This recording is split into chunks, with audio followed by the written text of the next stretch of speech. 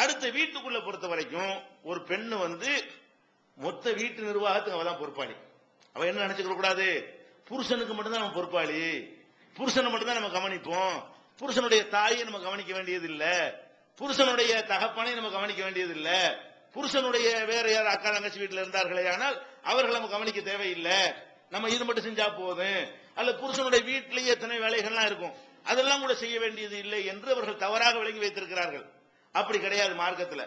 ஏனென்றா ரசூல் ஸல்லல்லாஹு அலைஹி வஸல்லம் சொல்றாங்க, ஒல் மராத்து ராயத்துன் ஃபீ பைத்தி ஜௌஜிஹா, கணவனுடைய வீட்டில் வந்து ஒரு பெண்ணு தான் நிர்வாகியா இருப்பாள். கணவன் வந்து அவளை நிர்வகிப்பான், வீட்டை யார் நிர்வகிப்பா, வீட்டை நிர்வகிக்கிற அவள் தான். வீட்டுனா செவரையா, வீடுனா அதுல உள்ள மொத்தம் ஆளுதான முக்கியமானது. வீட்டை நிர்வகிக்கிறதுனா முக்கியமான வீட்டில் உள்ள பொருள் எது, இவன் அப்பந்தான் வீட்டில் உள்ள முக்கியமான விஷயம், இவனுடைய ஆத்தா தான் வீட்டில் உள்ள முக்கியமான மேற்று, அதை கவனிக்கலன்னு சொன்னா எப்படி நிர்வாகம் பண்ணதாகும். இதை பற்றி விசாரிக்கப்படுவாள். மசூலத்து நான் ராயத்திகா, அவளுக்கு கீழே உள்ள விஷயங்களை ஒழுங்காக அவள் செய்தாளா என்று அவளும் அல்லாஹ்விடத்தில் விசாரிக்கப்படுவாள் என்று நபிகள் நாயகம் ஸல்லல்லாஹு அலைஹி வஸல்லம் சொன்னாங்க. இது புகாரி 393, 2409 இன்னும் பல ஹதீஸ்களில் இடம்பெற்றிருக்கிறது. அப்ப ஃபர்ஸ்ட் விளங்கி கொள்ள வேண்டும், வீட்டில் வந்து நிர்வாகம் பெண்ணுக்கு கொடுக்கப்பட்டால் ஒரு ஆண் தாயை கவனிக்கணும்னா அவன் எப்படி தாயை கவனிப்பான்? தாயை கவனிச்சு வீட்டுல உட்கார்ந்து இருந்தா யார் சோறு போடுவா? தாயை கவனிக்க கடமைப்பட்டவனத்தை வெளியே அனுப்பி விட்டுறமே. அப்ப வெளியே அனுப்பி விட்டா அவனுடைய தாயை யாரு கவனிக்கணும்? அவன் தாயை கவனிக்கிறது அவன் தான் கவனிக்கணும்னு சொன்னா உங்களுக்கு சோறு போட மாட்டானே. அதை சொல்லிட்டு போனா என்ன ஆயிரும்? அவன் என்ன செய்வான்? அந்த பாரு எங்க அம்மா நான் தான் கவனிக்கணும், நான் கவனிக்க போறேன்னா நீங்க பட்டினா கிடக்க போறோம். அப்ப உங்களுடைய சம்பாத்தியத்துக்கான வெளியே நேரத்தில் வீட்டுல நிர்வகிக்கிற பொறுப்பு யார்கிட்ட வந்துருது? மனைவி தான் வந்து விடுகிறது. அதே மாதிரி வந்து ஏற்கனவே நம்ம சொல்லியிருக்கோம், குகையில 3 பேர் மாட்டிக்கிட்டாங்கல்ல, அதுல வந்து ஒருத்தர் ஒழுக்கமா இருந்தவர், ஒருத்தர் நாணயமா பொருளாதாரத்துல நாணயமா இருந்தவர், இன்னொருத்தர் யாரு பெற்றோர்களுக்காக வேண்டி அவங்க சாப்பிட்ட பிறகுதான் நான் சாப்பிடுவேன் என்று அவரும் அவருடைய மனைவியும் அவருடைய பிள்ளைகளும் இருந்தார்கள் வருது. அதை அல்லாஹ் ஏத்துக்கிட்டு அதுக்காக வேண்டி அந்த குகையில உள்ள சிக்கலை அவங்களை வந்து விடுவிக்கிறான். அப்ப என்ன வழங்குறது? ஒரு குடும்பத்துல தாய் தந்தையரை அவர் கவனிக்கிறாரே, அதுக்கு மனைவி உடந்தையா இருந்தார்கள். அவங்களுடைய பிள்ளைகளுக்கும் மனைவிக்கும் அவருக்கும் சாப்பாடு கொடுக்காம அம்மா சாப்பிட்ட பிறகுதான் தாய் அப்பா சாப்பிட்ட பிறகுதான் நான் சாப்பிடுவேன் என்று நான் இருந்தேனே, இறைவா நான் இது உனக்காக செய்திருந்தால் இந்த குகையிலிருந்து எங்களை வெளியேற்றுன்னு அவர் கேட்டார்ல. அந்த குகையில 3 பேர் மாட்டிக்கொண்ட ஒரு விஷயம் சொன்னோம்ல, இது புகார்ல 2215, இன்னும் நிறைய இடங்கள்ல இருக்கு. உதாரணத்துக்கு ஒரு நம்பர். அப்ப இந்த மாதிரியான ஒரு அடிப்படையில் நம்ம பார்க்கும் பொழுது தாய் தந்தையரை வந்து மனைவி எல்லாம் சேர்ந்துதான் கவனிக்க வேண்டும். கணவனுடைய தாயை கணவன் மட்டும் கவனிக்க முடியாது, வெளியே போயிட்டு தான் வருவான். வெளியே போயிட்டு வரக்கூடிய நேரத்தில் அதை கவனிக்க வேண்டிய பொறுப்பு யாரை சேர்ந்திருக்கிறது? மனைவியின் மீது தான் சுமத்தப்பட்டிருக்கிறது. அவ்வளவு வேணாம், நபிகள் நாயகம் ஸல்லல்லாஹு அலைஹி வஸல்லம் அவங்களுடைய மகள் ஃபாத்திமா அவங்கள வந்து அலி ரலியல்லாஹு அன்ஹு கல்யாணம் பண்ணி கொடுக்குறாங்க. அவர் பெரிய வசதியான ஆள் கிடையாது, ஊர்ல வசதியான ஆள், மக்காவுல இருக்கும்போது நல்ல வசதியான ஆள், அபூ தாலிப் நல்ல வசதியான ஒரு ஆள் தான். ஆனா ஹிஜ்ரத் பண்ணி வந்துட்டாங்கல்ல, மக்காவுல இருந்து ஹிஜ்ரத் பண்ணி அல்லாஹ்வுக்காக வேண்டி சொந்த ஊர் வாசல் அதை விட்டுட்டு மதீனாவுக்கு வந்த பிறகு அவர் ஒரு லேபர் தான். அலி ரலியல்லாஹு அன்ஹு பொறுத்தவரைக்கும் என்னது, கூலி வேலை கிடைத்தால் செய்து விட்டு அதிலிருந்து வருமானத்தை கொண்டு வந்து என்ன செய்யறாரு, வாழ்க்கை நடத்துவார். அந்த மாதிரியான ஒரு ஆளுக்கு தான் மகளை ரசூல் ஸல்லல்லாஹு அலைஹி வஸல்லம் கட்டி கொடுத்திருந்தாங்க. அப்ப ஃபாத்திமா ரலியல்லாஹு அன்ஹா வந்து ரசூலுல்லாஹ்ட்ட வந்து, அல்லாஹ்வுடைய தூதரே கையெல்லாம் காய்ச்சி போச்சு, என்ன சொல்றாங்க, அந்த திருகையில இந்த காலத்துல அந்த மாதிரி வேலையெல்லாம் பெண்களுக்கு அல்லாஹ் தரவே இல்லை, எல்லாம் மிஷின் பாத்துக்கிறது. அந்த காலத்துல என்ன செய்யணும், மாவு அரைக்கிறது அவங்க தான் அரைக்கணும், திருகையில போட்டு என்ன செய்யணும், அன்னைக்கு ரொட்டிக்கு உள்ள மாவு வந்து திருகைன்னு ஒண்ணு வச்சிருப்பாங்க வீட்டுல, அதுல கோதுமையை போட்டு அப்படி சுத்தணும்னு சொன்னா அதுல அந்த மாவுகள் வரும். அந்த மாதிரியான திருகையில டெய்லி திருகை அரைச்சா என்னவாகும், கையெல்லாம் காய்ச்சி போயிடும். அது மாதிரி மாவு குழைக்கிறது, கிணத்துல தண்ணி இறைக்கிறது, இது மாதிரியான வேலைகள்லாம் செஞ்சு ரொம்ப கையெல்லாம் காய்ச்சி போச்சுங்கிற நிலையில நபிகள் நாயகம் ஸல்லல்லாஹு அலைஹி வஸல்லம் வந்து முறையிடுறாங்க, அல்லாஹ்வுடைய தூதரே தாங்க முடியல, ரொம்ப கஷ்டமா இருக்கிறது, எத்தனை அடிமைகள் வந்து உங்களுக்கு கிடைக்கிறாங்க, போர்க்களத்தில் பிடிக்கப்பட்டு வர்றாங்க, யார் யாருக்கெல்லாம் அடிமை கொடுத்து வேலைக்காக வேண்டி நீங்க கொடுக்குறீங்க, எங்களுக்கு ஒரு அடிமையை தாங்கல என்று ஃபாத்திமா ரலியல்லாஹு அன்ஹா அவர்கள் ரசூல் ஸல்லல்லாஹு அலைஹி வஸல்லம் வந்து கேட்கிறாங்க. அப்ப ரசூல் ஸல்லல்லாஹு என்ன பண்றாங்க, எல்லாருக்கும் அடிமையை கொடுத்தாலும் மகளுக்கு என்ன சொல்றாங்க, மகளே இதை விட ஒரு சிறந்ததை நான் உனக்கு சொல்லி தரட்டுமா, உனக்கு அடிமை தானே வேணும், வேலைக்கு தான் ஆள் வேணுங்கிற, வேலைக்கு ஆள் வேணுங்கிறது சரிதான், ஆனால் அதை விட ஒரு சிறந்ததை நான் உனக்கு சொல்லி தரட்டுமா, இரவு படுக்கைக்கு போகும் பொழுது 33 தடவை சுப்ஹான் அல்லாஹ் சொல்லு, 33 தடவை அல்ஹம்துலில்லாஹ் சொல்லு, 33 தடவை அல்லாஹ் அக்பர் சொல்லு, இப்படி சொல்லிக் கொண்டீர்களே ஆனால் அடுத்த நாள் வரக்கூடிய வேலைகள் உங்களுக்கு எளிதாக இருக்கும், அல்லாஹ்வுடைய உதவியினால உனக்கு எளிதா இருக்கணும், இதை செய்யுமா வேலைக்கு ஆள்லாம் வேணாம், எல்லாரும் கொடுக்குறாங்க, மகளுக்கு கொடுக்கல. இப்ப எதுக்கு நம்ம சொல்றோம்னு கேட்டா, வீட்டு வேலையை செஞ்சு எந்த அளவுக்கு உங்களுடைய வேலை இருந்திருக்கிறது, கையெல்லாம் காய்ச்சி போற அளவுக்கு பெத்த மகளுக்கு இருந்தும் கூட ரசூல் ஸல்லல்லாஹு அலைஹி வஸல்லம் அவர்கள் அது வந்து அப்படியே அவனை பண்றாரு, நீ நான் மாவுலாம் அரைக்கிற அப்படின்னு கேட்டாங்க ரசூல்லா. மகள் மீது எவ்வளவு பாசம் வச்சிருந்தாங்க, அந்த கையை பார்த்துட்டு துடிச்சு போய் இப்படிலாமா பண்றாரு அலி, உன்னை குடும்பப்படுத்துறாரு, அவர் மாவாச வேண்டியதானே அப்படின்னு சொன்னாங்களா? என்ன செஞ்சாங்க? அப்படி தாமா இருக்கும் குடும்பம், அப்படிதான் செய்யணும்னாங்களா இல்லையா?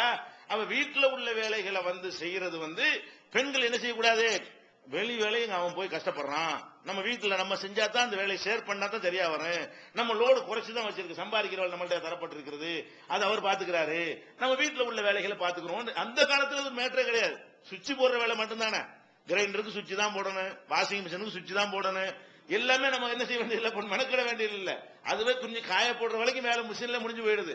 அப்ப திருகைக்கு ஆட்ட வேண்டிய, கடையில் அரிசி வாங்கிட்டு வந்திருப்போம், நெல்லை போட்டு ஆட்டி அரைச்சி நல்லா அரிசியாக்க வேண்டிய நிலையில நம்ம இருக்கிறோம் இல்ல.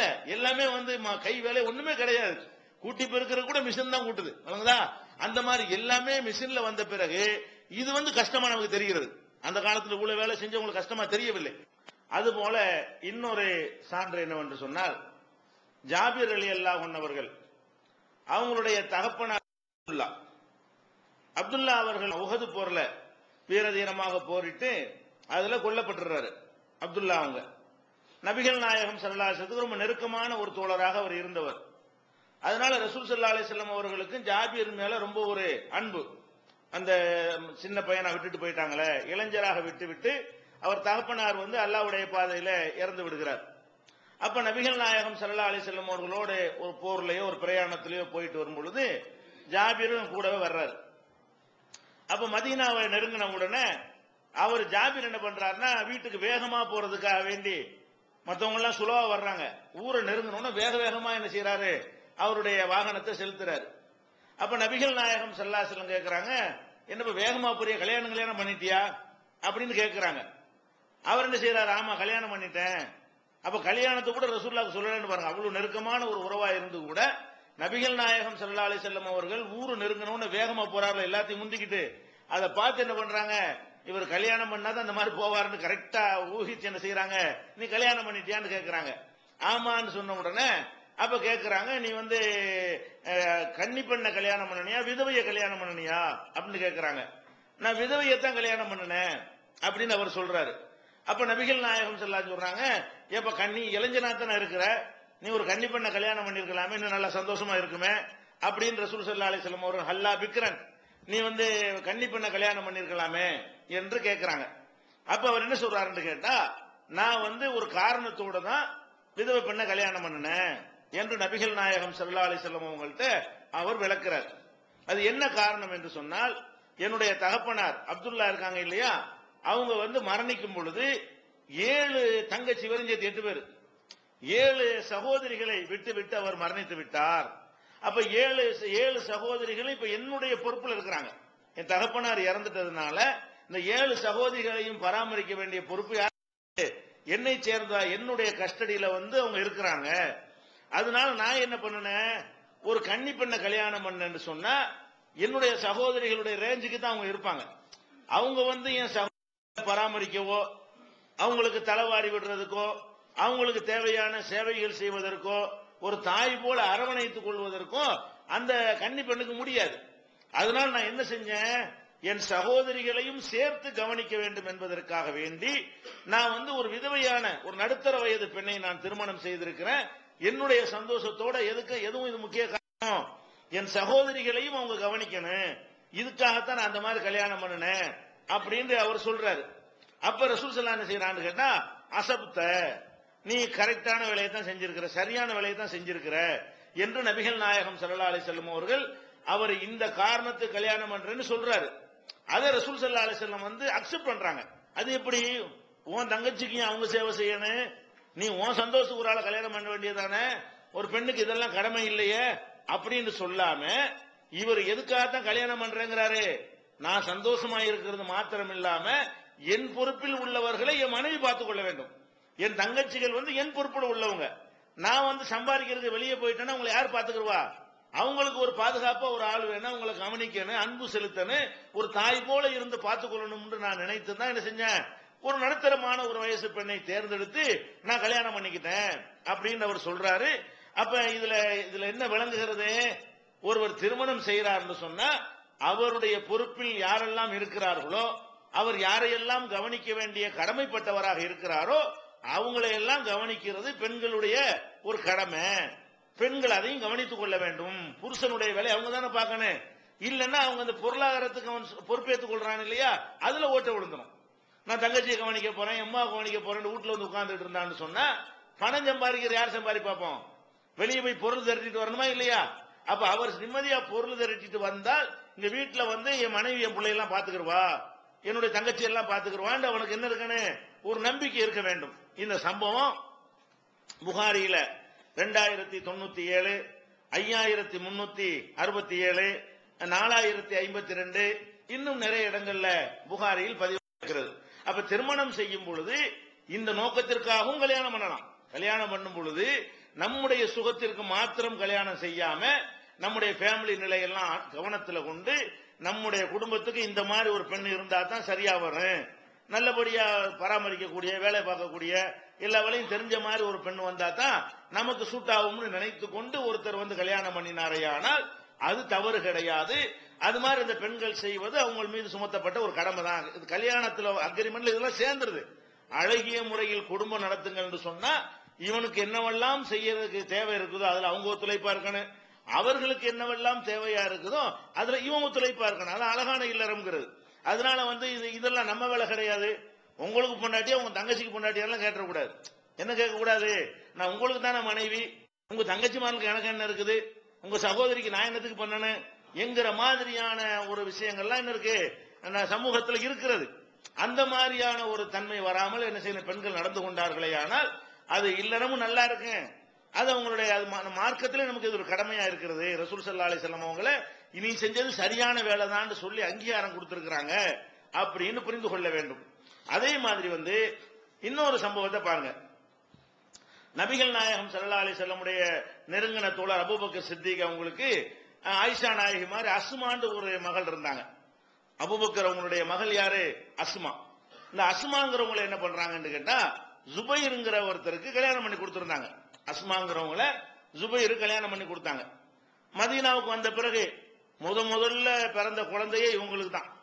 அஸ்மாவுக்கும் ஜுபைருக்கும் தான் என்ன செய்யறது, ஹிஜ்ரத் செஞ்சு வந்த உடனே முதல் குழந்தை பிறக்குது.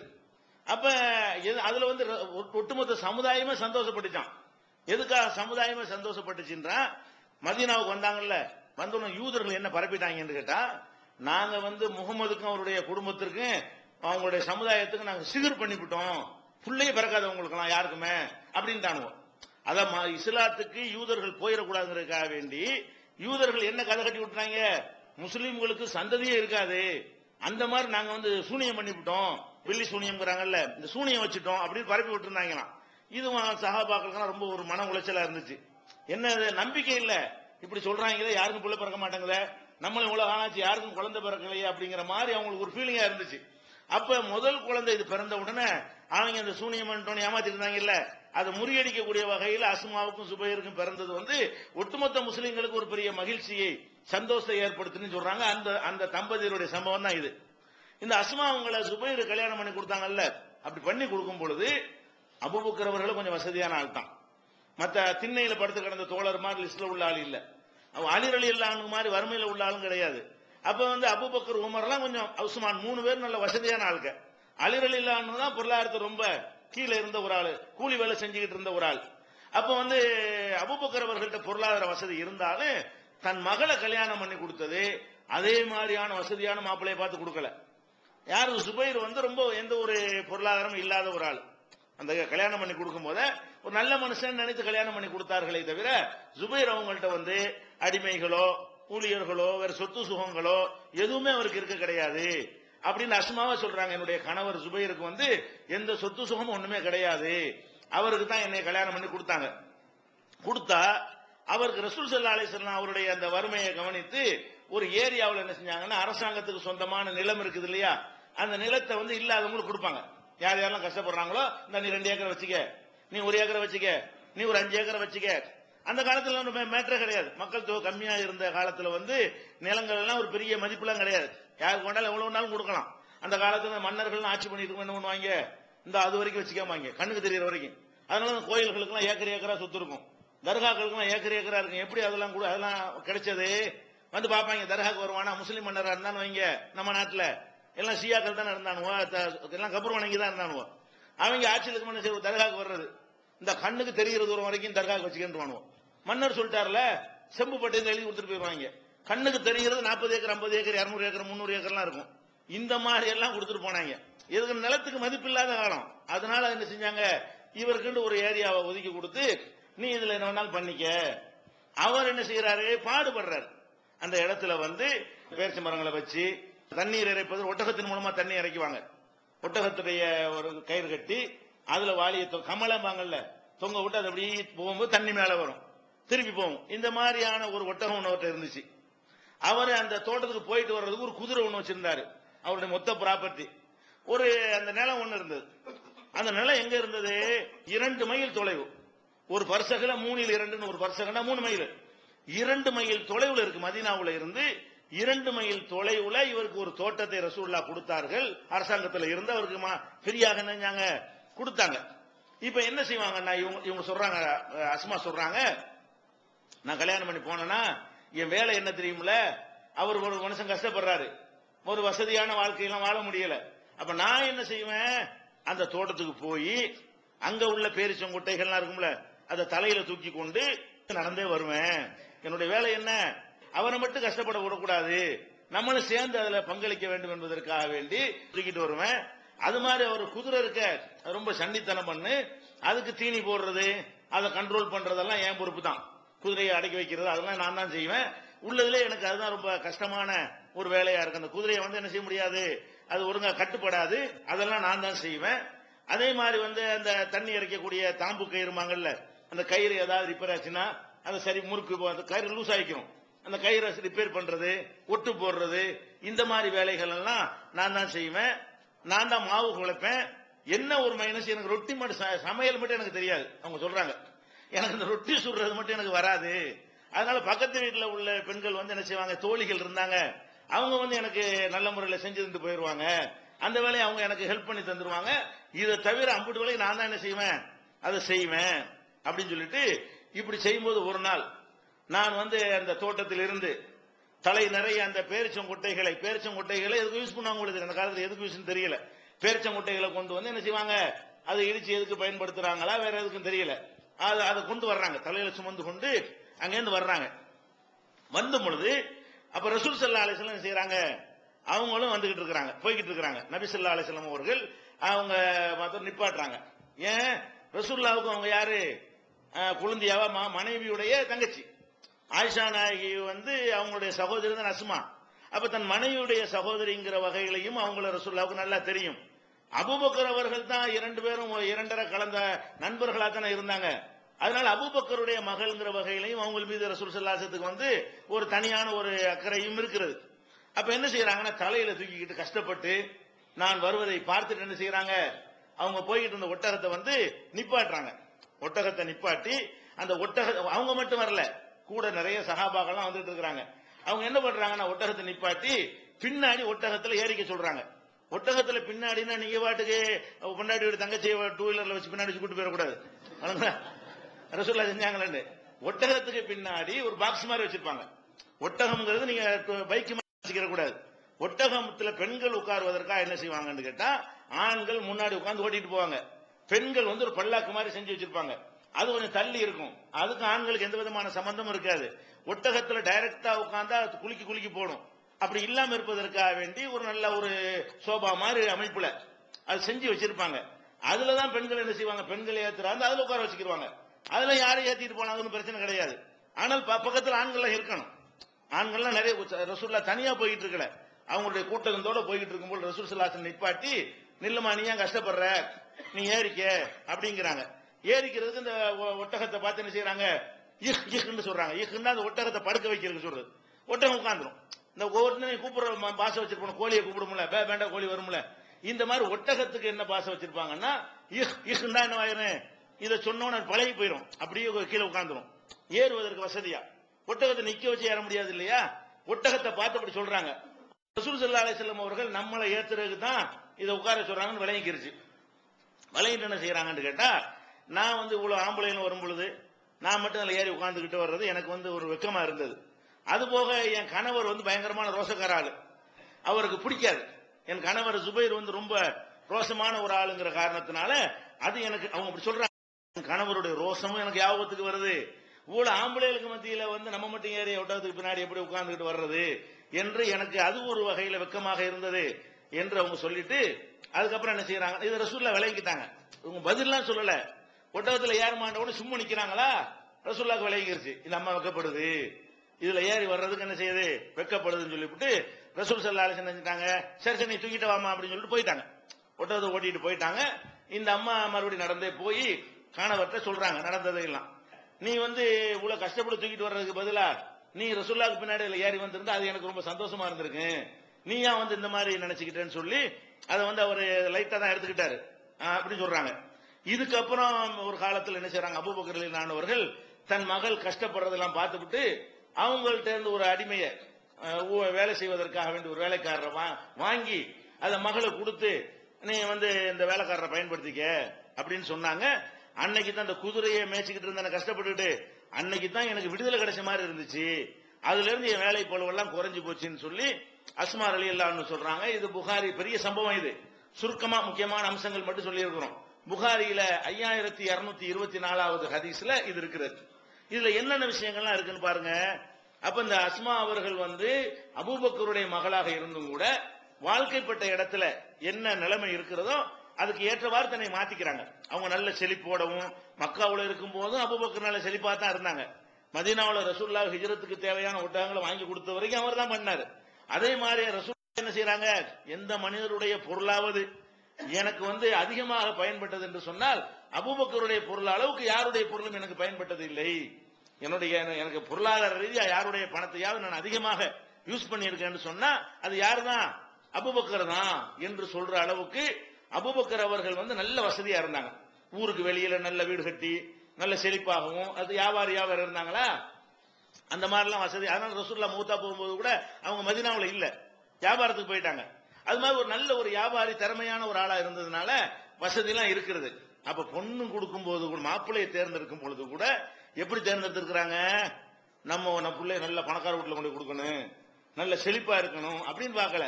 அவருக்கு நல்லவரா இருப்பாரா, நல்ல மனிதரா இருப்பாரா, மனைவி நல்லபடியில் வச்சிருப்பாரா, அந்த சந்தோஷம் அதுதான் பார்த்திருக்காங்களே தவிர பொருளாதாரத்தை ஒரு தீனுடையவராக இருக்கிறாரான்னு தான் பார்த்திருக்கிறாங்க. மகளை கட்டி கொடுக்கறது அவர் நினைச்சிருந்தா இந்த மாதிரி இடத்துல கட்டி கொடுக்க கூடாது. மூட்டை தூக்கிட்டு வர்ற மாதிரி ஒரு வேலைக்கு அனுப்புவாங்களா, யாராவது கொடுப்பாங்களா? நம்ம பொண்ணை கூட இப்படி கொடுக்க யோசிப்போமா இல்லையா? அவங்க அதெல்லாம் அவர் பாக்குறாரு. இருக்கிறதுல ஒரு நல்ல மாப்பிள்ளை, நல்ல மாப்பிள்ளைக்கு என்ன அளவுகோல், தீன் தான் அளவுகோல். தீனு நடத்த ஒழுக்கம் எல்லாமே நல்ல எல்லா வகையிலும் கரெக்டான ஒரு ஆள் அவர் தெரிஞ்சு அவர் கல்யாணம் பண்ணி கொடுக்குறாங்க. ஒண்ணு. ரெண்டாவது, இதை வந்து பாக்குறாங்கல்ல ரசூல் ஸல்லல்லாஹு அலைஹி வஸல்லம், பார்த்துட்டு இதெல்லாம் பெண்களுக்கு கடமை இல்லை என்று இருந்தால், இது இந்த மாதிரி வந்துகிட்டு புருஷனுக்கு ஒரு கஷ்டப்படுறாங்கிறதுக்கான துணை செய்யறது, அது ஒட்டகத்தை மேய்க்கிறது, குதிரையை இது பண்றது, அதுல மூட்டையை தூக்கிட்டு நடந்து வர்றது, இதுகள் எல்லாம் ஒரு பெண்களுக்கு செய்யற கொடுமை அப்படின்னு இருந்தால் என்ன செஞ்சிருப்பாங்க, உடனே கூப்பிடுச்சு பேர் இருப்பாங்க. இது கண்ணால பாத்துட்டாங்கல்ல. இந்த அம்மா வந்து தனக்கு நெருங்கிய உற்ற நண்பருடைய மகள், அந்த மாதிரி ஒரு நண்பர் யாருமே கிடையாது. ரசூலுல்லாஹ்வுக்கு அபூபக்கருக்கு நிகரான ஒரு நண்பர் யாரும் கிடையாது. அதனால அவங்களுடைய மகள் மீது அதே மாதிரி தான் அவர் அபூபக்கர் வச்சுக்கிற மாதிரியான பாசம் இருக்குமா இல்லையா? அதுல மனைவியுடைய சகோதரிங்கிற ஒரு உறவு வேற, அபூபக்கருடைய மகள்ங்கிறது வேற. அவங்களுக்கு ஒரு அநீதி இழைக்கப்பட்டால் பார்த்துட்டு இருப்பாங்களா? யாருக்கு அநீதி இழைக்கப்பட்டாலும் பார்க்க மாட்டாங்க. இது கூடுதலாக ஒரு தனி ஒரு அக்கறை இருக்குமா இல்லையா? அப்படி இருந்தும் என்ன செய்யல, அத கஷ்டப்படுறாங்கன்னு ஒட்டகத்துல ஏற சொன்னாங்களே தவிர என்ன சொல்லல, உனக்கு எந்த வேலையெல்லாம் கொடுத்துருக்காரு அவரு, அவர் முதல்ல வர சொல்லு, இதுக்கு அவனை கல்யாணம் பண்ணி கொடுத்தோம் அப்படின்னு கேட்காம என்ன செய்யறாங்க, அதை அக்செப்ட் பண்ணிக்கிறாங்க. அது ஒரு பெருசா மேட்டராவே எடுத்துக்கொள்ளவே இல்லை, ஒரு இடத்துல மாத்தவும் இல்லை. அப்புறம் என்ன செய்யறாங்க, இந்த அடிமையை கூட அபூபக்கர் கூட கொடுக்கலையா ஒரிஜினலா. ரசூல் ஸல்லல்லாஹு அலைஹி வஸல்லம் இன்னொரு ரிவாயத்துல வருது, ரசூல் ஸல்லல்லாஹு அலைஹி வஸல்லம் கூப்பிட்டு ஒரு அடிமையை கொடுத்து நீ வந்து உங்க மகளுக்கு கொண்டே கொடு, பொதுவுக்கு வரும்ல பைத்துல் மால்ல இருந்து, நீ உன் மகளுக்கு கொண்டே கொடுன்னு சொல்லி அந்த ஊழியர் கூட ரசூலுல்லாஹ் தான் கொடுக்குறாங்க. எதுக்காக ரசூலுல்லாஹ் கொடுத்தாங்க, இந்த கஷ்டத்தை பார்த்த உடனே அதுக்கு ஒரு ரெமிடியா ஒரு பரிகாரத்தை தான் செஞ்சாங்களே தவிர என்ன செய்யல, இத வந்து ஒரு ஆம்பளை இப்படி வேலையெல்லாம் கொடுக்க கூடாது அப்படின்னு சொல்லவே இல்லை. கஷ்டத்தை தீர்ப்பதற்கு நம்மளால ஏதாவது உதவி செய்ய முடிஞ்சால் செய்யலாம், அப்ப இதுல என்ன வழங்குகிறது? பெண்கள் நம்ம எங்க போறோமோ அந்த சூழ்நிலை பல மாதிரியா இருக்கும். அதுபோக கல்யாணம் பண்ணி கொடுக்கும்போது வசதியா இருப்பாங்க, பிறகு என்ன வறுமையா கூட ஆயிரும், ஒரு பல நிலை மாறிக்கொள்ளும். அப்ப நம்ம என்ன இடத்துல இருக்கிறோமோ அதுக்கு தகுந்தவாறு என்ன செய்யணும்? சில வீடுகளில் வேலை கம்மியா இருக்கும், சில வீட்டுல வேலை அதிகமா இருக்கும். அந்தந்த வீட்டுக்கு தகுந்தவாறு தங்களை மாத்தி கொண்டாதான் அவங்க வந்து உளப்பூர்வமா அவங்க தம்பதிகளா இருக்கிறாங்கன்னு அர்த்தம்.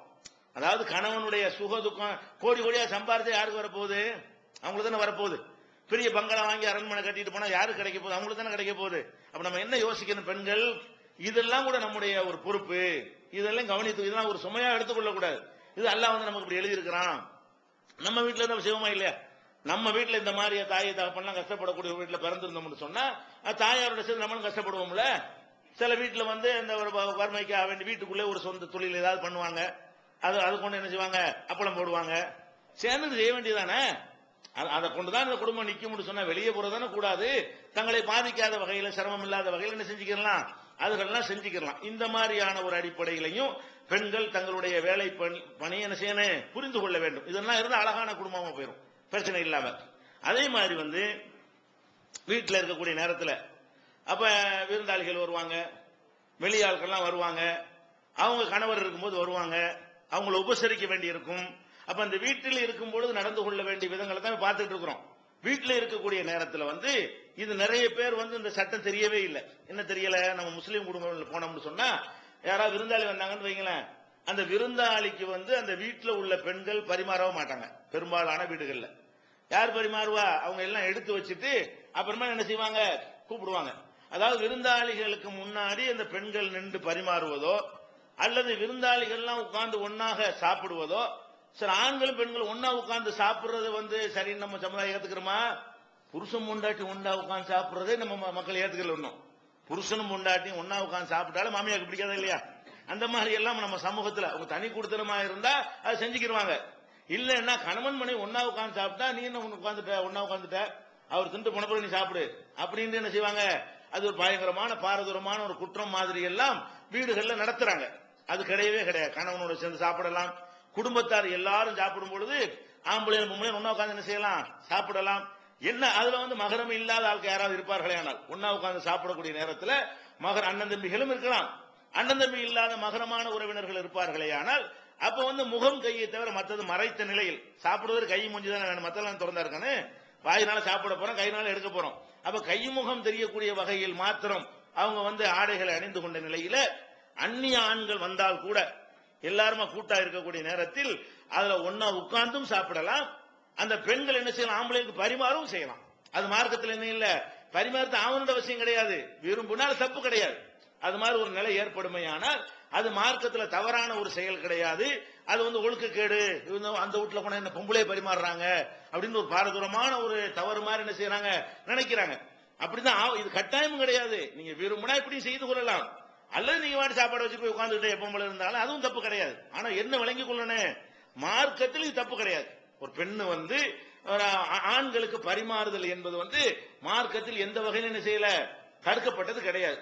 அதுக்கு என்ன ஆதாரம் கேட்டா, ரசூல் ஸல்லல்லாஹு அலைஹி வஸல்லம் அவங்கள்ட்ட வந்து ஒருத்தர் வர்றாரு, வெளியூர்ல இருந்து வர்றாரு. வெளியூர்ல வந்து சாப்பாடு கொடுக்கணும்.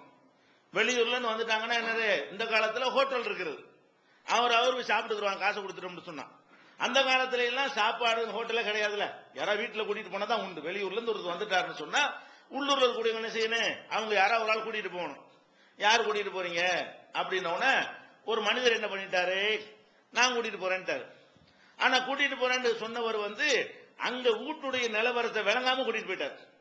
வீட்டுல என்ன இருக்குது, ஒரு ஆளை விருந்தாளியை கூட்டிட்டு போறதா இருந்தா வீட்டுல வந்து இவரையும் சேர்த்து அவரும் சாப்பிடுற இருக்கணுமா இல்லையா?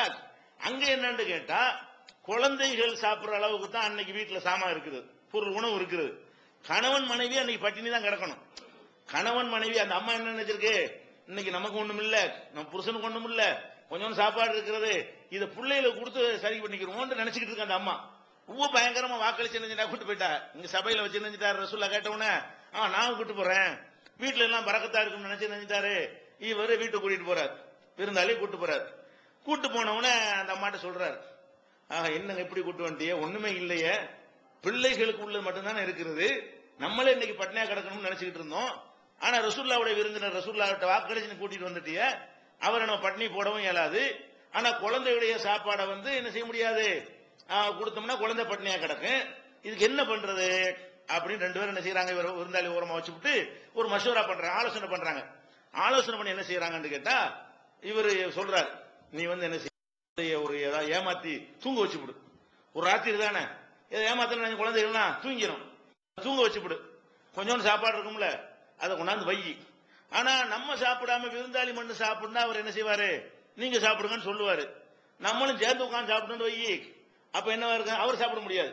கொஞ்சம் சாப்பாடு கொண்டாந்து வச்சுவிட்டு நம்மளும் சேர்ந்து சாப்பிட்டா என்னவாயிரும், அவருக்கு பத்தாம போயிடும். அப்ப போதுமான உணவா இல்ல, தெரியுதுல்ல, அது குழந்தை சாப்பாடு எவ்வளவு இருக்கு, 2-3 பிள்ளைகள் உள்ள சாப்பாடு கொஞ்சமா தான் வச்சிருப்பாங்க. அப்ப என்ன சொல்றாருன்னு கேட்டா, நீ எல்லாத்தையும் வச்சுப்புட்டு விளக்க ஏதோ சரி பண்ற மாதிரி ஊதி அணைச்சுவிடு. விளக்க ஏற்றி வச்சிருப்போம்ல, விளக்கு அணைச்சா இருட்டாயிருக்கும், விளங்குதா? இருட்டான என்னவாயிரும், நம்ம திங்கிறோமா திங்கலன்னு தெரியாது. அந்த லைட்டை சுவிட்சே போட முடியும். அந்த காலத்துல எல்லாம் விளக்கு அணைஞ்சிருச்சுன்னா தீப்பெட்டியா வச்சிருப்பாங்க கொளுத்துறதுக்கு. எந்த வீட்டுல யாவது போய் தீக்கங்கு இருக்கான்னு கேட்டு அதை வாங்கிட்டு வந்து ஊதி நெருப்பு உண்டாக்குறது அந்த காலத்து அப்படித்தானே. ஒரு வீட்டுல தீ வேணும்னு சொன்னா தீப்பெட்டிகள் எல்லாம் இல்லாத காலம் எப்படி யூஸ் பண்ணாங்க, அடுப்புல தீக்கங்கு போட்டு வச்சிருப்பாங்க. அந்த காலத்துல எல்லாம், இப்ப நாங்கெல்லாம் சின்ன பிள்ளையா இருக்கும்போது வீட்டுல எல்லாம் தீக்கங்கு அடுப்புல இருக்கும். என்ன செய்வாங்க, தீ வாங்கிட்டு வான்னு சொன்னா நாங்களாம் வாங்கிட்டு வந்திருக்கிறோம். பக்கத்து வீட்டுல போய் தீ வாங்கிட்டு வர சொன்னா ஒரு கரண்டில என்ன இரும்பு கரண்டில தீக்கங்கு கொண்டு வருவாங்க. அதை ஊதி ஊதி உங்க தீ உண்டாக்கிடுவாங்க. இப்படிதான் தீங்கிறது ஒரு வீட்டுல இருந்து ஒரு வீட்டுக்கு என்ன செய்யும், சப்ளை செய்யப்படும். அப்ப அந்த விளக்கு அணைச்சிட்டு என்ன செய்ய முடியாது, உடனடியாக ஒண்ணும் செய்ய முடியாது. மறுபடியும் அந்த விளக்கு ஏத்துறதா இருந்தா வெளியே போய் எந்த வீட்டுல நெருப்பு இருக்குன்னு கேட்டு அதை வாங்கிட்டு வந்து அதுக்குள்ள நேரம் ஆயிரும். அப்ப என்ன பண்றாங்க, சாப்பாடுலாம் எல்லாம் வச்சுட்டு அதை வந்து அவரை சாப்பிட வைக்கிறாங்க. அப்ப அதுல வருது எப்படி வருதுன்னு கேட்டா, அதே மாதிரி அந்த பெண்மணி எழுந்தார்கள், அந்த விளக்கு ஏதோ சரி பண்ற துடைக்கிற மாதிரி கூட ஊதி விட்டாங்க. டக்குன்னு விளக்கு ஏதோ சரி பண்ற மாதிரி போய் நினைஞ்சிட்டாங்க. தந்திரம் பண்ணி, நல்லதுக்கு தந்திரம் எல்லாம் பண்ணலாம், கெடுக்கிறதுக்கு தந்திரம் பண்ணக்கூடாது. நம்ம என்ன செய்யறோம், கெடுக்கிறதுக்கு எல்லா விதமான தந்திரமும் பண்றோம். இது ஒரு விருந்தாளி உபசரிக்கிறதுக்காக வேண்டி, நல்ல காரியம் செய்யறதுக்காக வேண்டி, அவ்வளவு பொய் தானே, நடிப்பு தானே, இது எல்லாமே நடிப்பு தான் செய்யறாங்க. அப்ப அந்த மாதிரி என்ன செய்யறாங்க, விளக்கு அணைச்சு விட்டாங்க. அணைச்சு விட்டு இவங்க ரெண்டு பேரும் என்ன செய்யறாங்கன்னு கேட்டா, ரெண்டு பேரும் அவர் சாப்பிடுற மாதிரி அவர் காண்பிக்கிறார்கள். ரெண்டு பேரும் ஒன்னா 3 பேர் உட்காந்துருக்காங்க. இப்ப சாப்பிட யாராவது உட்காந்துருக்கா, விருந்தாளி, இந்த அம்மா, அந்த கணவர், அழைச்சிட்டு போன கணவர், 3 பேரும் ஒன்னா உட்காந்து சாப்பிடுறாங்க. 3 பேரும் ஒன்னா சாப்பிட்டா என்ன செய்யறது, ஒரு 2 பேரும் சாப்பிடுற மாதிரி நாங்க நடித்தோம். அவங்க ஆணும் பண்ணு நடிக்கிறாங்க. இருட்டுல ஒண்ணும் தெரியாது, சூப்பர் நல்ல ருசியா இருக்குல்ல அப்படின்னு இருக்குது. சாப்பிடுற மாதிரி, சாப்பிட்டால் என்ன மாதிரி இருக்குமோ அந்த மாதிரி என்ன செய்யறது, அதை பேசிக்கொண்டு அவர் மட்டும் சாப்பிடுறாரு. மொத்தத்தையும் அங்க வச்சிடறாங்க. இவங்க ரெண்டும் சும்மா உட்கார்ந்துட்டு இருக்காங்க. ஒரு ஆளுக்கு தான் அது போதும். இந்த மாதிரி செஞ்சார்கள். அதுக்கப்புறம் அல்லாஹ் வந்து இவங்களையே பாராட்டி ஒரு வசனத்தை இறக்கிட்டான். தங்களுக்கு வறுமை இருந்தால் கூட அடுத்தவங்களுக்கு கொடுக்கிறார்கள், இவங்க வந்து ரொம்ப சிறந்த மக்கள் சொல்லி இவங்களை பார்த்து அல்லாஹ் வந்து மகிழ்ச்சி அடைந்தான்னு சொல்லி ஒரு வசனமே அருளப்படுகிறது. இது புகாரியில 3798வது ஹதீஸாக பதிவு செய்யப்பட்டிருக்கிறது. இதுல நம்ம என்ன விளங்குறோம், விருந்தாளியோட சேர்ந்து கணவரும் அவருடைய மனைவியும் அதுக்குரிய முறைப்படி இருந்திருப்பாங்க. சஹாபாக்கள் அந்நியான்கள் வந்துட்டாங்கன்னு சொன்னா இஸ்லாம் சொல்லக்கூடிய முறை என்ன செய்வாங்க, டக்குண்டு அந்த முகம் கையை தவிர மற்றதெல்லாம் மறைத்தவர்களாகத்தான் இருப்பார்கள். வீட்டுக்குள்ள கணவரோட இருக்கும்போது சும்மா இருப்பார்கள். அப்ப விருந்தாளி கூட்டிட்டு வந்தா எப்படி இருக்கணும் அப்படிதான் இருந்திருப்பாங்க. சொல்லப்படாட்டாலும் அப்படித்தான் இருந்திருப்பாங்க, அதான் ரூல். அப்ப இந்த மாதிரியாக ஒரு ஹிஜாபை சரியான முறையில் பேணக்கூடிய நிலையில் இருந்தால் அந்த அந்நிய ஆண்களுக்கு என்ன செய்யலாம், பரிமாறலாம். பரிமாற வரும்பொழுதே என்ன செய்யறாங்க, வெளிச்சத்தோடு தானே இருந்துச்சு, வெளிச்சோறு தான் பரிமாற வர்றாங்க. எல்லாம் எடுத்து வைக்கும் போதெல்லாம் ஒன்னா தான் இருக்கிறாங்க. சாப்பிடும் பொழுதுதான் வருகிறது. அப்ப அதை விளங்கிக் கொள்ள வேண்டும். இப்படி இப்படி சேர்ந்து சாப்பிடுவதற்கு இன்னொரு விருந்தாளி வந்து விட்டால் அவங்களோட கணவரும் சாப்பிடுற மாதிரி என்ன செய்யலாம், விரும்பினால் அந்த மனைவியும் சேர்ந்து என்ன செய்யலாம். மார்க்கம் சொல்ற மரபு தான் முக்கியம், இந்த ரூல் தான் முக்கியம். தவிர ஒன்னா உட்காந்து சாப்பிடுறது ஒரு பெரிய மேட்டரே கிடையாது. இது வந்து புகாரி நீங்களே பாத்துக்கலாம், 3798வது ஹதீஸில் இருக்கிறது. அதே மாதிரி வந்து அபு உசைது என்ற ஒரு சஹாபி, அவர் வந்து கல்யாணம் பண்றார். கல்யாணம் பண்ணிட்டு என்ன செய்யறாருன்னா, கல்யாணத்துக்கு விருந்து கொடுக்கணும்ல, விருந்து ஆம்பளை தானே கொடுக்கணும். அப்ப இவர் என்ன செய்யறாருன்னா, கல்யாணம் பண்ணிட்டு விருந்துக்கு ஏற்பாடு பண்றாரு. விருந்துக்கு ஏற்பாடு பண்ணி ரசூல் ஸல்லல்லாஹு அலைஹி வஸல்லம் விருந்துக்காக கூப்பிடுறாரு. அவங்களோட சில பேர் இவருக்கு என்ன வசதி இருக்கோ அது மாதிரி கூப்பிடுறாரு. கூப்பிட்டா இவர் வீட்டுல இவர் வந்து தனிக்காட்டு ராஜா மாதிரி ஒரு ஆள். அதாவது இவர் விருந்து கொடுக்கிறாருன்னா வீட்டுல வந்து ஆட்கள்லாம் கிடையாது, வேலைக்காரெல்லாம் கிடையாது, பரிமாறுவதற்கோ மற்ற விஷயங்களுக்கு ஆள் கிடையாது. இவரும் இவர் கொண்டாடி தான் மொத்தமா நம்புற. அதனால ஹிஜ்ரத் பண்ணி வந்த ஆட்களுக்கு அந்த மாதிரிலாம் இருக்காது. ஹிஜ்ரத் பண்ணி வந்துட்டாங்கன்னு வைங்களேன், அவங்களுக்குள்ள ஆட்கள்லாம் இருக்காது. அப்ப என்ன பண்றாங்கன்னா, விருந்துக்கு நம்ம கூப்பிட்டோமே, வரக்கூடியவங்களுக்கு யார் பரிமாறுறது? பரிமாறணுமா இல்லையா? எடுத்து வைக்கிறது. பரிமாறுற யாருன்னு கேட்டா, புது பொண்ணு தான் பரிமாறுது. யார் பரிமாறுது?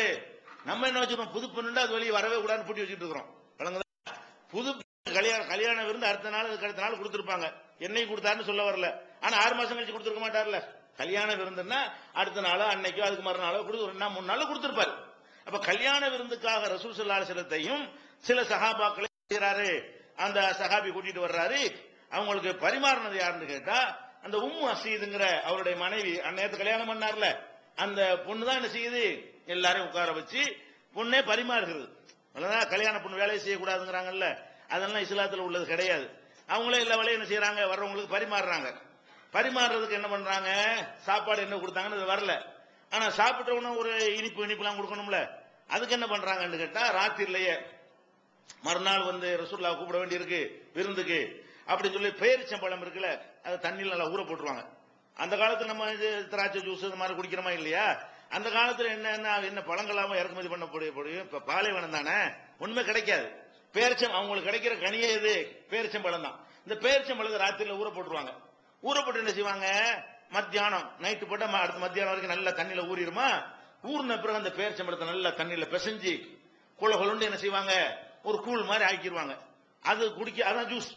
இனிப்பு கொடுப்போம்ல, கல்யாணத்துல கொடுக்குறோம்ல, கீர் பாயாசம் எல்லாம் கொடுப்பீங்கல்ல, அதுக்கு பதிலா என்னது, இது அந்த அம்மா ரெடி பண்ணி வைத்துக் கொண்டு ரசூலுல்லாஹ் சாப்பிட்ட பிறகு இது எல்லாருக்கும் நினைஞ்சாங்க, அந்த பேரிச்சம்பழத்தினுடைய அந்த ஜூஸை ஸ்வீட்டை எல்லாரும் கொடுத்தார்கள். இப்படிலாம் வருது.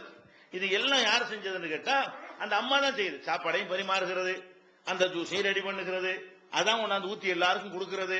அப்ப ஆண்களுக்கு வந்து யார் பரிமாறுறா? ரசூலுல்லாஹ் மட்டும் அங்க இருக்கல, ரசூலுக்காக செஞ்சாங்கன்னு எடுத்துக்கிற முடியாது. நிறைய ஆண்களையும் கூட்டிட்டு வந்திருக்காங்க. ரசூல் ஸல்லல்லாஹு அலைஹி வஸல்லம் விருந்து கூப்பிட்டு இருக்காங்க. வேற ஆண்களும் வந்திருக்கிறாங்க. இந்த கணவரும் பரிமாறலாம். இவர் பொதுமாப்பிள்ள உட்கார்ந்துட்டாரு, பேசாம எல்லாரோடும் சேர்த்து நினைச்சிட்டாரு, இவர் விருந்துல உட்கார்ந்துட்டாரு. யார் பரிமாறுறா? அந்த அம்மா தான். 50 பேருக்கு கணவருக்கும் பரிமாறுகிறது, அந்த ரசூல் ஸல்லல்லாஹு அலைஹி வஸல்லம் பரிமாறுகிறது, அந்த எல்லா ஆண்களுக்கும் அவங்க தான் பரிமாறினாங்க அப்படின்னு சொல்லி இது புகாரியில 5182வது ஹதீஸ்ல இடம்பெற்றிருக்கிறது. அப்ப என்ன வழங்குறது, நபிகள் நாயகம் ஸல்லல்லாஹு அலைஹி வஸல்லத்துக்கு முன்னிலையில் ஒரு சம்பவம் நடந்தால் தப்பான காரியமா? அது ஒரு அருவருக்கத்தக்கதா இருக்க முடியுமா? அப்ப அல்லாஹ்வுடைய ரசூல் இதை அனுமதிக்கிறாங்க. ஒரு விருந்துன்னு போயிட்டோமா, அதாவது பொம்பளை மட்டும் இருந்தா கூட விருந்து கொடுக்கலாம். இது வந்து கணவன் கூட இருக்கிறாரு, தனியா ஒரு ஆம்பளைக்கு தான் தனியா கொடுத்துடக்கூடாதே தவிர, ஒரு கூட்டமா விருந்து கொடுக்கறதா என்ன செய்யலாம், அது மாதிரி எல்லாம் கொடுப்பதற்கு கூட மார்க்கத்துல அனுமதி இருக்கிறது. நபிகள் இதுல வந்து கணவரும் மனைவியும் இருக்கிறாங்க அந்த இடத்துல. இன்னொரு தடவை நபிகள் நாயகம் ஸல்லல்லாஹு அலைஹி வஸல்லம் அவங்கள ஒரு அன்சாரி பெண் என்ன செய்யறாங்கன்னு கேட்டா, விருந்து கூப்பிடுறாங்க. அவரு கணவர்லாம் அங்க இருக்கல, கல்யாணம் ஆன பெண்ணான்னு தெரியல, கணவர் எங்க வெளிகளை போயிட்டாரான்னு தெரியல. அந்த அம்மா வந்து கொஞ்சம் நல்ல ஒரு வசதியான ஒரு அம்மா. ரசூல் ஸல்லல்லாஹு அலைஹி வஸல்லம் அவங்களையும் சில தோழர்களையும் விருந்துக்கு அழைக்கிறாங்க இல்லையா, நல்ல தோட்டம் துறவு பேரிச்சம்பழங்கள்லாம் நிறைய இருக்கிறது. அப்ப அவங்க விருந்துக்கு அழைக்கிறாங்க. எங்க அழைக்கிறாங்க, அந்த தோட்டத்துக்கே நீங்க விருந்துக்கு வந்துருங்கிறாங்க. அதுல வந்து பெரிய மரங்கள்லாம் தோப்பு தோப்பா என்ன செய்யறது, நிறைய மரங்கள்லாம் வளர்க்கப்பட்டிருக்கிறது. அங்கனுக்குள்ள தண்ணி எல்லாம் தொளிச்சு அங்க ஒரு பாயை போட்டு அங்கனுக்குள்ள உட்கார வச்சு என்ன செய்யறாங்க, ஒரு ஆட்டையெல்லாம் அறுத்து அங்க வச்சு அந்த அம்மா தான் பரிமாறுறாங்க எல்லாத்துக்கும். அங்க கூட கணவர் இருந்தாருன்னு வரல, ஒரு அம்மா விருந்து கூப்பிடுறாங்க. ஒரு ஆளை கூப்பிட கூடாது, விருந்து கூப்பிடுறாங்க, ஒரு அம்மா கொடுக்கலாம். ஒரு 10 பேருக்கு விருந்து கொடுத்தால் பிரச்சனை கிடையாது, வணங்குதா, அது 10 பேருக்கு பரிமாறலாம், அதெல்லாம் தப்பு கிடையாது. ஆனா ஒரே ஒரு ஆம்பளைக்கு விருந்து கொடுத்தாதான் தனியா இருக்க வேண்டிய மார்க்கத்துடைய அந்த கட்டளை மீறக்கூடிய நிலைமை வந்துடும். ஒரு ஆளா இருக்கிற மாதிரி உள்ள விஷயங்களை தவிர்த்து கொண்டு ஒரு கூட்டமாக 4 பேர் 10 பேர் 5 பேருக்கு விருந்து கொடுத்தால், பெண்கள் மாத்திரம் இருந்தால் கூட அவங்க என்ன செய்யலாம், விருந்து சமைக்கலாம், பரிமாறலாம். அதுக்குனால மார்க்கத்தில் என்ன இல்ல, தடை இல்ல. அந்த அம்மா எல்லாத்தையும் பரிமாறுறாங்க. பரிமாற சாப்பிட்டு முடிச்சுட்டு ரசூல் ஸல்லல்லாஹு அலைஹி வஸல்லம் அங்கே ஒழு செஞ்சுட்டு அங்கே லொஹர் தொழுதுட்டு இருக்கும்போது அந்த அம்மா என்ன செய்றாங்கன்னா, எனக்கு ஒரு கோரிக்கை இருக்குது. என்ன கோரிக்கை, நீங்க சரியா சாப்பிடல, நிறைய மிஞ்சி போச்சு, இறைச்சி ஒரு ஆட்டை எடுத்து விட்டேன், ஆடு மாலையில சாப்பிட்டுட்டு தான் நீங்க போகணும், ஊரை விட்டு வெளியே இருக்க, தோட்டம்டா தானே, ஊருக்கு வெளியே இருக்குது, அதனால அங்கே தொழுகை முடிச்சுக்கிட்டாங்க. அப்ப வந்து நீங்க சாயந்தரத்துக்கு உள்ள சாப்பாடு இருக்குல்ல, அதையும் நீங்க சாப்பிட்டு இருக்கிற இறைச்சியெல்லாம் முடிச்சுட்டு தான் போகணும் அப்படிங்கிறாங்க. சரின்னு சொல்ற ரசூல் ஸல்லல்லாஹு என்ன பண்றாங்க, தோட்டமா இருக்கனால அங்க எங்கேயும் சுத்தி இருந்துட்டு அதையும் சாப்பிட்டுட்டு ஒழு செய்யாமலே தொழுதார்கள் வருது. ஒரு உழவு கொண்டு நிறைய தொழுவாங்க இருக்கலாம் ஆதாரம். லோகரு ஒழு செஞ்சாங்கல்ல, அந்த ஒழு முறிஞ்சா தானே மறுபடியும் ஒழு செய்யணும், ஒழு செய்யாமலே அவங்க தொழுதாங்க அப்படின்னு வருது. அப்ப இது மறுபடியும் இருந்து மறு சாப்பாடை சாப்பிட்டு விட்டு என்ன செய்யறாங்க, முஸ்னத் அபூ யாலாங்கிற நூல்ல ஆதாரபூர்வமான ஹதீஸ் தான் இது. அப்ப இதுல என்ன வழங்குறோம்? பெண்கள் வந்து வீட்டுக்குள்ள நடந்து கொள்ளக்கூடிய விதங்கள்ல வந்து தனித்துதான் ஒரு ஆணோட இருக்கிறதுக்கு தடை இருக்கே தவிர, ஒரு சபையில இருந்து கொண்டு இது மாதிரி எல்லாம் ஆண்களோட பரிமாறுவது கொள்வதற்கு என்ன இல்ல, மார்க்கத்துல எந்த விதமான தடையும் கிடையாது. இன்னும் சொல்ல போனா திருமறை குர்ஆன்லயே அல்லாஹ் என்ன செய்யறான், இத தெளிவா அனுமதிக்கிறான். குர்ஆன்லயே சூரத்து நூர்ல 24வது அத்தியாயத்துல 61வது வசனத்துல அல்லாஹ் ஒரு லிஸ்ட் போட்டு சொல்றான். எப்படி சொல்றான்? லைஸ அலல் ஆமா ஹரஜுன், கண் தெரியாதவர் மீது குற்றமில்லை. ஒலா அலல் அயரஜ் ஹரஜுன், ஊனமுற்றவர் இருக்கார் இல்லையா, அவர் மீதும் எந்த விதமான குற்றமும் இல்லை. அப்புறம் ஒலா அலல் மரீலி ஹரஜுன், நோயாளிகள் மீதும் குற்றமில்லை. ஒலா அல அன்புசிக்கும், உங்கள் மீதும் குற்றமில்லை.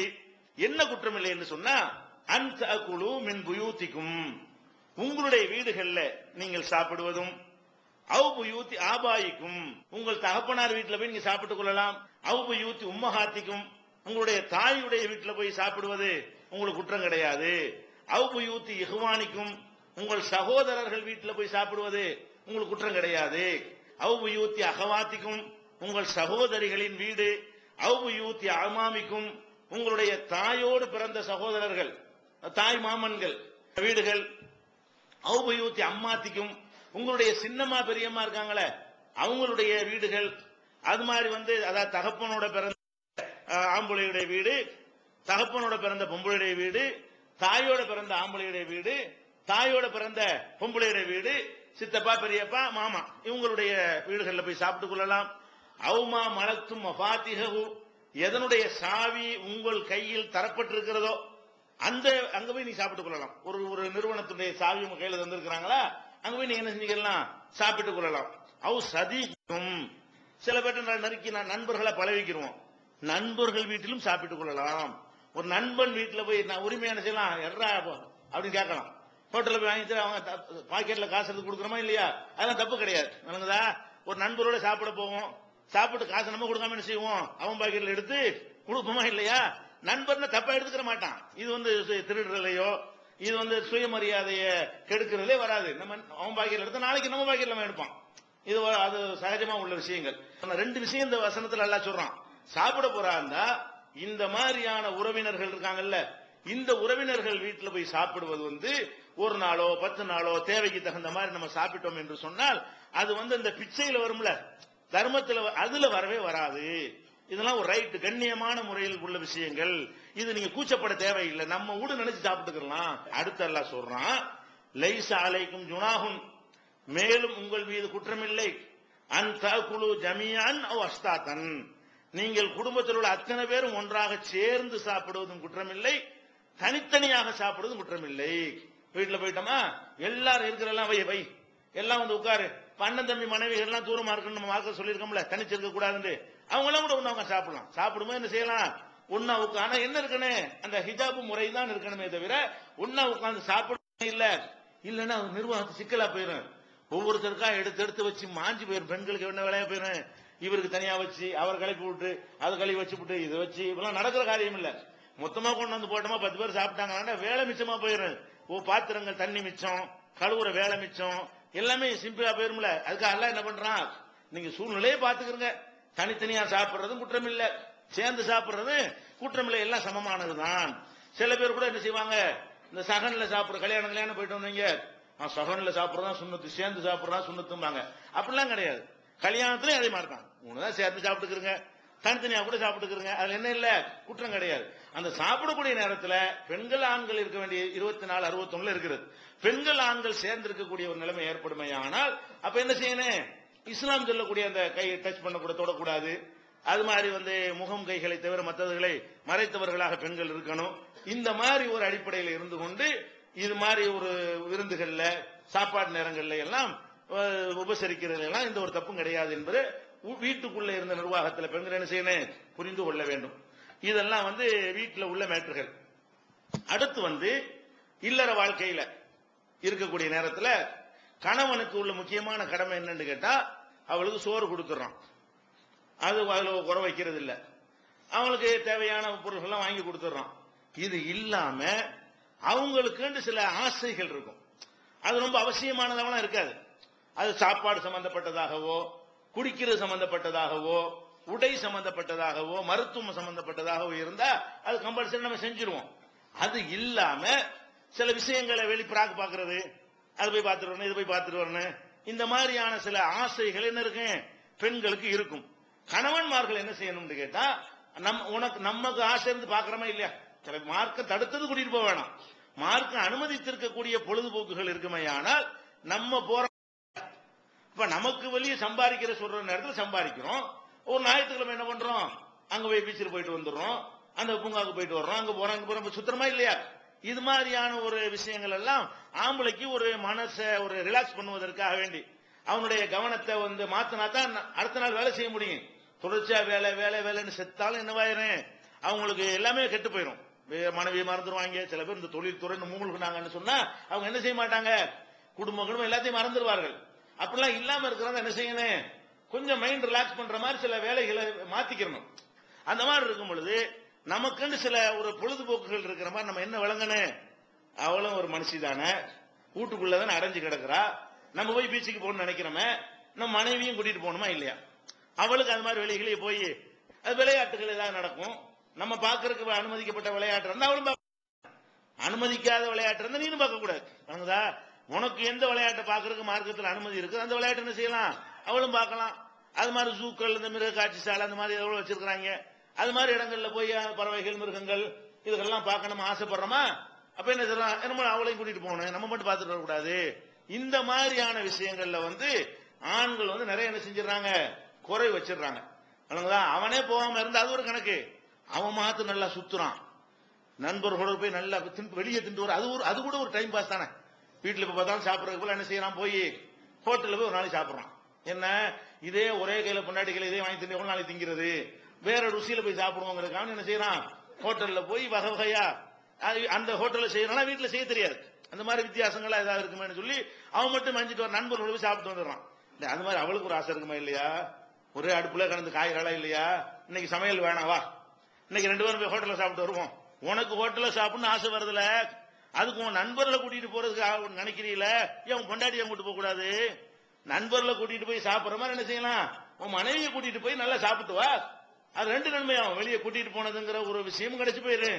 அன்னைக்கு அவளுக்கு அந்த அடுப்பங்கர்ல இருந்து விடுதலை கிடைக்குமா இல்லையா, அடுப்பங்கர்ல இருந்து செத்துக்கிட்டு இருக்கிறது போல ஒரு நாளைக்கு ஓய்வு கிடைக்குமா இல்லையா, அப்படி நினைக்கணும். ரசூல் ஸல்லல்லாஹு அலைஹி வஸல்லம் அவர்கள் இந்த மாதிரி எல்லாம் அவங்க நடந்திருக்கிறாங்க. எப்படி நடந்திருக்கிறாங்க, உதாரணம் பாருங்க. பெருநாள் தினத்துல என்ன செய்வாங்கன்னு கேட்டா, வீர விளையாட்டு விளையாடுவாங்க. பெருநாள் அன்னைக்கு வெறும் தொழுகை மட்டும் நடக்காது. பெருநாள் அன்னைக்கு ரசூல் ஸல்லல்லாஹு அலைஹி வஸல்லம் காலத்துல தொழுகையும் நடக்கும். மஸ்ஜித் நபவி இருக்குல்ல, அதனுடைய முன்னாடி உள்ள திடல் பெரிய கடல் மாதிரி இடம், அது சொன்ன இடத்துக்கு பிரச்சனை இல்லைங்க. அதுலதான் சில கைதிகளை கட்டி போட்டு வச்சிருப்பாங்க, பேரிச்சி மலங்களை கொண்டாந்து கூச்சி வச்சிருப்பாங்க. வீடு இல்லாத திண்ணை சஹாபாக்கள் திண்ணையை ஒதுக்கி இதுல நீங்க படுத்துக்கிறங்க, எவ்வளவு இடம் நீங்க பாத்துக்கிறங்க, எத்தனை கிரவுண்ட் இருக்குன்னு பாத்துக்க, அவ்வளவு பெரிய இடம் மஸ்ஜித் நபவிங்கிறது.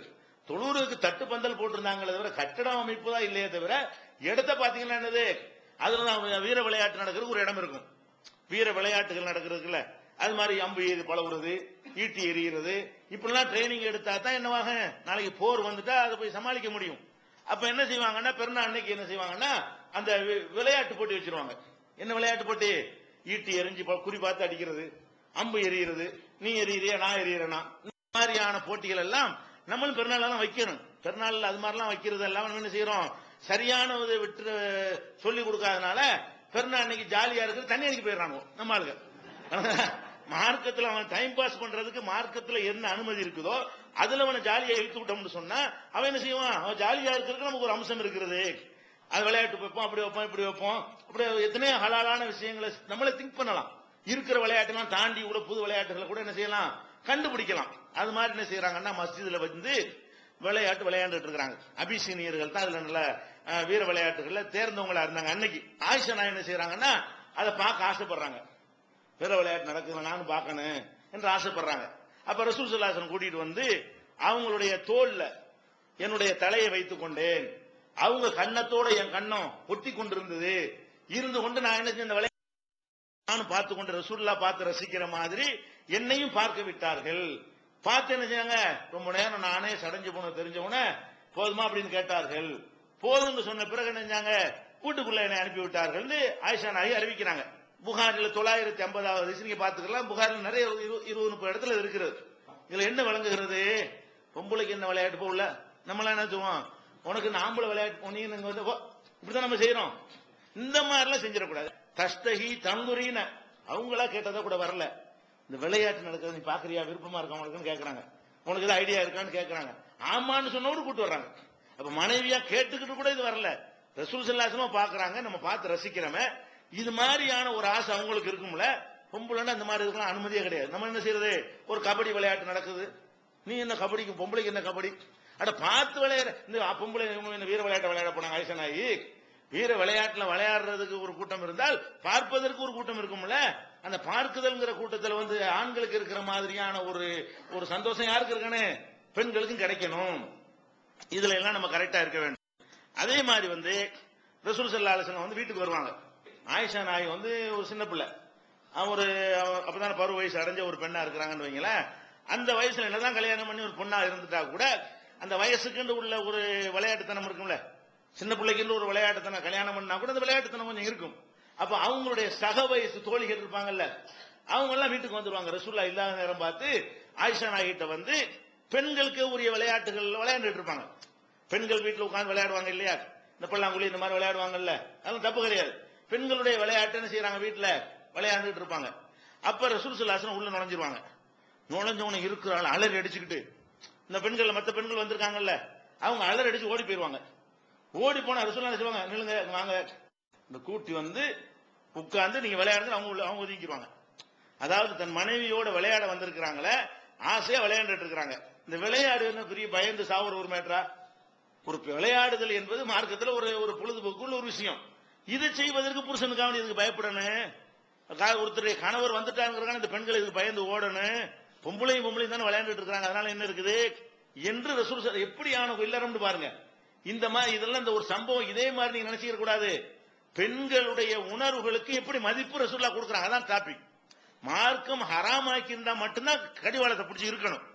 மார்க்கம் அனுமதிக்கிற விஷயமா இருந்தால் நீங்க என்ன செய்யணும், விட்டுருவேன். உனக்கு உள்ள ஒரு ஆசாபாசம் அவங்களுக்கு இருந்துட்டு போகுது, உனக்கு உள்ள அந்த சந்தோஷம் அவங்களுக்கு கிடைச்சிட்டு போகுதுங்கிற மாதிரி என்ன செய்யணும், நம்முடைய நடவடிக்கைகள் அமைத்துக் கொள்ள வேண்டும். அப்ப என்ன செய்யறாங்க, இந்த மாதிரி வந்து ரசூல் ஸல்லல்லாஹு அலைஹி வஸல்லம் அவர்கள் அவங்கள அந்த பெண்கள் சிறுமிகள் விளையாடுறாங்க இல்லையா, அந்த விளையாடக்கூடியவர்களை வந்து அவங்களை அனுப்பி கொண்டாந்து உட்கார வச்சு, என் மனைவியோட நீங்க நல்லா விளையாண்டுறீங்க என்று அந்த பெண்களுக்கும் பயத்தை போக்குறாங்க, மனைவிக்கும் பயத்தை போக்குறாங்க. இது புருஷனுக்கு பயந்துகிட்டு இப்படி அடிமை மாதிரி அப்படி கிட்ட கூட நிக்க பயப்படுவாங்க. புருஷன் வந்துட்டா சில வீடுகள்ல பொம்பளை கீழே உட்கார்ந்து கூட இருக்க முடியாது, உட்கார்ந்து விளையாண்டுட்டு இருக்கிறாங்க. மாமியா கேட்டுவா, மாப்பிள்ளை வந்து நீங்க உட்கார்ந்துட்டு இருப்பீங்களோ, அவங்க கணவன் மனைவிக்குள்ள எப்படி வேணாலும் இருந்திருப்பாங்க ரூம்கள் எல்லாம். இதுல இருந்து நிக்கிற உட்கார என்ன பெரிய மேட்டரா? அவங்களுக்குள்ள அந்த மாதிரி மரியாதை எல்லாம் பார்க்கக்கூடிய உறவாது. அது ஒரு தனியான ஒரு உலகம். இது விளங்காம என்ன செய்யறது, இது எல்லாம் கூட ஒரு பெரிய பாரதூரமான விஷயமா தெரிவாங்க. ஆனால் அந்த மாதிரி உட்கார்ந்து இருக்கிறலாம் கூட நம்ம தப்பா நினைக்க கூடாது. நம்ம நிக்கலாம், அவங்க உட்கார்ந்து இருக்கலாம், நம்ம சேர்ல நம்ம கீழே உட்கார்ந்து இருக்கலாம், அவங்க சேர்ல உட்காரலாம். இதெல்லாம் மார்க்கத்தில் என்ன இல்ல, பெரிய பாரதூரமா பெண்கள் அவமரியாதை செஞ்சுட்டாங்க, கேவலப்படுத்திட்டாங்க எடுத்துக்கொள்ள கூடாது. ஒருத்தருக்கு ஒருத்தர் ரெண்டுக்கும் ஒண்ணுக்குள்ள ஒண்ணு ஆகிட்டீங்கன்னு சொன்னா இதெல்லாம் பஞ்சாயத்து ஆக்கி கொள்ள கூடாது. அப்படி ரசூல் ஸல்லல்லாஹு அலைஹி வஸல்லம் நடந்திருக்காங்க. இது புகாரியில 6130 நிறைய இடத்துல வருகிறது. 6130வது ஹதீஸ்ல இந்த விளையாட ஆட்கள் அனுப்பி வைப்பாங்க இல்லையா, அது வந்து இடம் பெற்றிருக்கிறது. அதே மாதிரி வந்து நபிகள் நாயகம் ஸல்லல்லாஹு அலைஹி வஸல்லம் அவங்க ஆயிஷா நாயகியோட ஒரு பிரயாணத்துல போறாங்க. கணவன் மனைவினா என்ன, ஒரு மிஷின் மாதிரி போவாங்க. கணவன் மனைவி என்னது, எந்திர மாதிரி பின்னாடி வந்துகிட்டு இருக்கணும். அப்படித்தான் நிறைய கணவன் மனைவி இருந்துட்டு இருக்கிறாங்க. போயிட்டு இருக்கும் என்ன செய்யறாங்க, ஆயிஷா நாயிட்ட நம்ம ஒரு பந்தயம் வச்சுக்கிறோமா, கணவன் மனைவி உறவு எப்படி இருக்கு பாருங்க. நம்ம என்ன செய்வோம், ஓட்டு பந்தயம் வைக்குவோம். ஆயிஷா நாயி ரசூலுல்லாஹ் போயிட்டு இருக்கிறாங்க, ஓப்பன் இடமா இருக்கிறது. அந்த இடம் ஓட்ட பந்தய தகுதியான ஒரு இடமா இருக்குது. சும்மா மனைவியை கூட்டிட்டு போகாம என்ன செய்யறாங்க, நம்ம ஓட்ட பந்தயம் வைக்குவோமா, யாரு ஜெயிக்கிறேன்னு பாப்போமாங்கிறாங்க. மனைவிக்கு கணவன் ஓட்ட பந்தயம். அப்ப ஆயிஷா நாயகி சரின்ட்டாங்க. ஓட்ட பந்தயம் விட்டா ஆயிஷா நாயகி ஜெயிச்சிடறாங்க, ரசூலுல்லாஹ் தோத்து போயிடுறாங்க. சின்ன வயசு பொண்ணா இருந்தாங்களா, ரசூலுல்லாஹ் என்னதான் வயசு தானே, அவங்களுக்கு ஆயிஷா நாயகி மாதிரி ஓட முடியல, தோத்து போயிடுறாங்க. பிந்தி ரொம்ப காலத்துக்கு பிறகு ஆயிஷா நாயகி சொல்றாங்க, நான் குண்டா போயிட்டேன், அதுக்கு பிறகு நாங்க ஒன்னா போயிட்டு இருக்கும் பொழுது இப்ப ஓட்ட பந்தயம் வைக்கோமான்னு ரசூலுல்லாஹ் கேட்டாங்க. அப்ப நான் வந்து குண்டா இருந்ததுனால எனக்கு ஜெயிக்க முடியல, ஜெயிச்சுட்டாங்க. ஜெயிச்சவனே என்ன ஆச்சு, பயங்கர சந்தோஷமா இருப்பாங்கல்ல, அப்ப என்ன செய்யறாங்க ரசூல் ஸல்லல்லாஹு அலைஹி வஸல்லம், இதுக்கு அது சரியா போச்சு. அன்னைக்கு நீ ஜெயித்தில, இவன் நான் ஜெயிச்சிட்டல, கணக்கு நேர் பண்ணிட்டேங்கிறாங்க. எவ்வளவு லைட்டா எடுத்துட்டு பாத்தீங்களா? ஒரு குடும்ப வாழ்க்கை என்பது, கணவன் மனைவி என்பது இப்படி எல்லாம் நம்ம மனைவியரோட இருக்கிறோமா? மனைவிமார்களை ஒரு வாழ்க்கை பார்ட்னராக எடுத்துக்கொண்டு இந்த மாதிரி ஒரு நண்பர்கள் மத்தியில் எப்படி நடந்து கொள்வீர்களோ, நண்பர்கள் எப்படி நடப்போம், இந்த மாதிரி நம்ம யார்கிட்ட நடப்போம்? நண்பர்கள் மத்தியில் வாட்டியா பார்ப்போம்லாம் கேட்போம், யார்கிட்ட கேட்போம்? ஒரு கூட்டாளிமார்கள்ட்ட நடப்போம். இந்த கூட்டாளிமாருடைய இடத்தில் மனைவிமார் நம்ம வச்சு பார்த்திருக்கிறோமா? அடிமை இடத்துல வச்சு பார்க்கிறோமா? வேலை பார்க்கிறோமா? அப்ப அந்த மாதிரி எல்லாம் ரசூல் ஸல்லல்லாஹு அலைஹி வஸல்லம் அவர்கள் இல்லற வாழ்க்கையில இப்படி ஒரு பார்ட்னராக, லைஃப் பார்ட்னராக எடுத்துக்கொண்டு நடந்திருக்கிறார்கள்.